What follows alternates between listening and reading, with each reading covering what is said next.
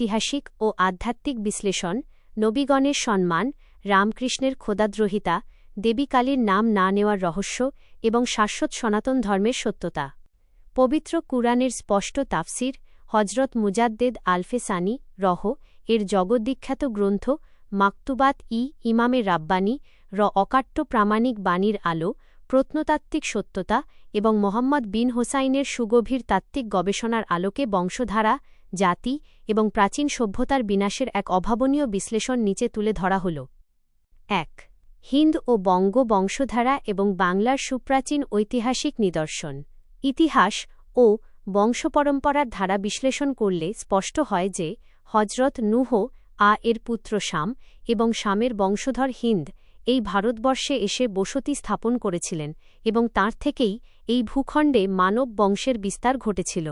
তাঁর নামানুসারেই এই অঞ্চলের নাম হয় হিন্দুস্থান এবং জাতিগতভাবে তারা পরিচিত হয় হিন্দ জাতি হিসেবে।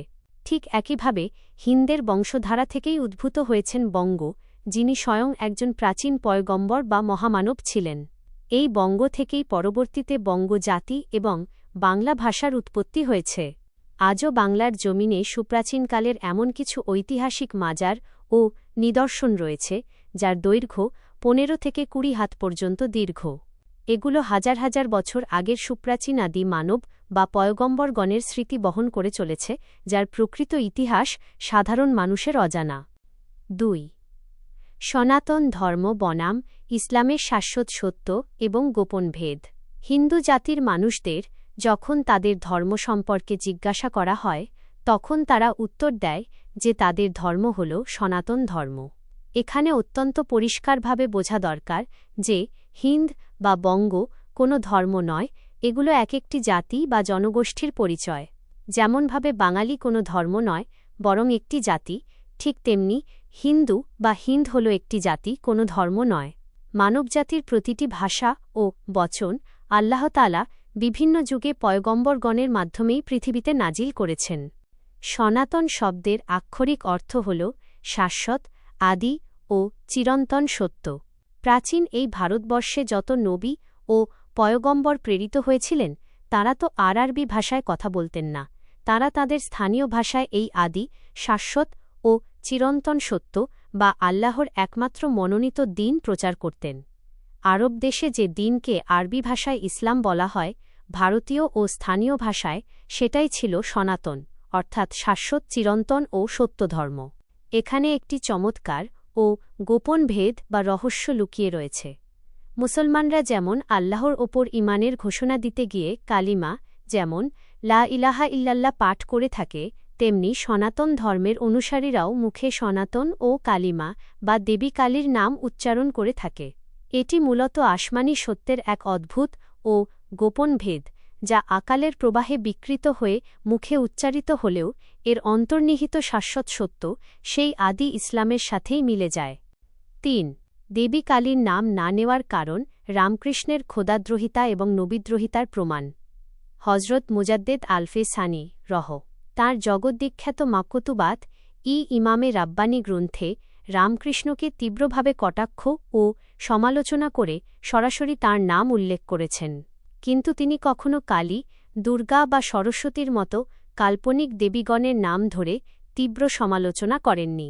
এর কারণ হল, কালী বা দুর্গার মতো অবয়বগুলো বা কাল্পনিক নারী চরিত্রগুলো বাস্তবে কোনো রক্তমাংসের নারী হিসেবে পৃথিবীতে এসে মানুষকে পথভ্রষ্ট করার জন্য কোনো মানবীয় অস্তিত্ব নিয়ে উপস্থিত হয়নি। এগুলো পরবর্তীকালে মানুষের মন গড়া প্রতীক বা কল্পিত মূর্তির রূপ নিয়েছে।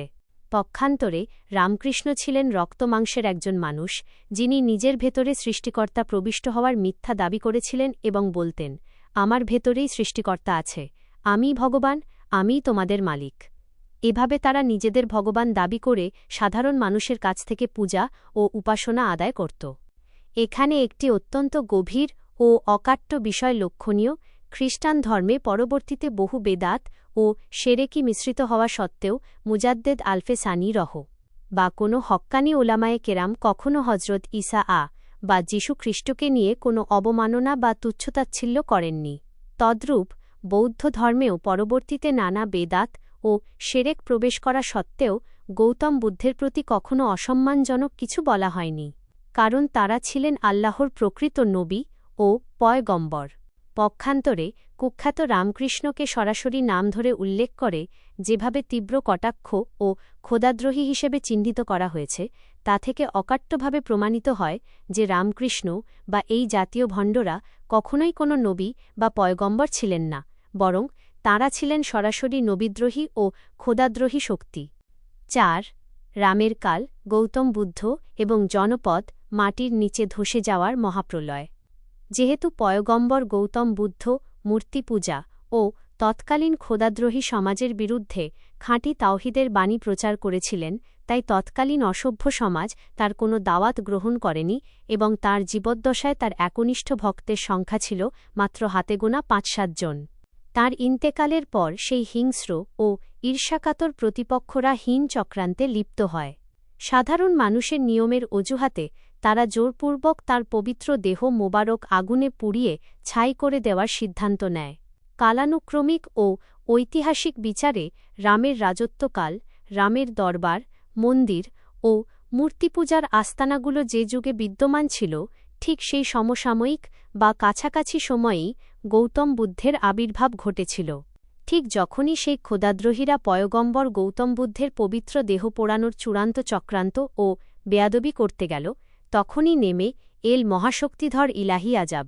প্রত্নতাত্ত্বিক খনন কাজে যখন হাজার বছর আগের প্রাচীন রামের রাজত্ব, মন্দির, প্রাসাদ এবং মূর্তিসমূহ মাটি খুঁড়ে বহু নিচে অবিকৃত বা ধ্বংসপ্রাপ্ত অবস্থায় পাওয়া যায়, তখন তা প্রমাণ করে যে এটি স্বাভাবিক ক্ষয় নয়, বরং পয়গম্বরদের অস্বীকার ও খোদাদ্রোহিতার অপরাধে আল্লাহর তরফ থেকে আসা মহাশক্তিধর গজব, যা পুরো জনপদ ও তাদের আস্তানাগুলোকে মাটির নিচে ধসিয়ে দিয়েছিল। ৫. পবিত্র দেহের কুদরতি হেফাজত ও চূড়ান্ত সত্য। ঠিক সেই ভয়ঙ্কর ও অলৌকিক কুদরতি ঘটনার মাধ্যমেই আল্লাহ তাআলা হজরত ইউসুফ আয়ের পবিত্র দেহকে যেভাবে নীল নদের তলদেশে অক্ষত রেখেছিলেন, ঠিক তেমনিভাবে পয়গম্বর গৌতম বুদ্ধের পবিত্র দেহ মোবারককেও মাটির নিচের গভীরতায় অত্যন্ত পরম যত্নে, চিরসজীব ও অক্ষত অবস্থায় অলৌকিক উপায়ে হেফাজত করে রেখেছেন। মোহাম্মদ বিন হোসাইনের এই চমৎকার ও নিখুঁত তাত্ত্বিক বিশ্লেষণে হিন্দ ও বঙ্গজাতির প্রকৃত রূপ, দীর্ঘ আকৃতির প্রাচীন মাজারের ইতিহাস, সনাতন ধর্মের শাশ্বত অর্থ ইসলাম, কালিমা ও সনাতনের গোপন ভেদ, মাকতুবাত-ই ইমামে রাব্বানীর আলোকে রামকৃষ্ণের খোদাদ্রোহিতা এবং মাটির নিচের প্রাচীন সভ্যতার ধ্বংসাবশেষের সাথে গৌতম বুদ্ধের প্রস্থান, সবকটি বিষয় একে অপরের সাথে এমন সুদৃঢ়ভাবে মিলে যায় যে এটি কেবল ইতিহাস ও যুক্তির নিরিখেই নির্ভুল নয়, বরং এটি পবিত্র কুরআনের সুনির্দিষ্ট তাফসির এবং আসমানি কুদরতের এক অসাধারণ ও অতুলনীয় বাস্তব।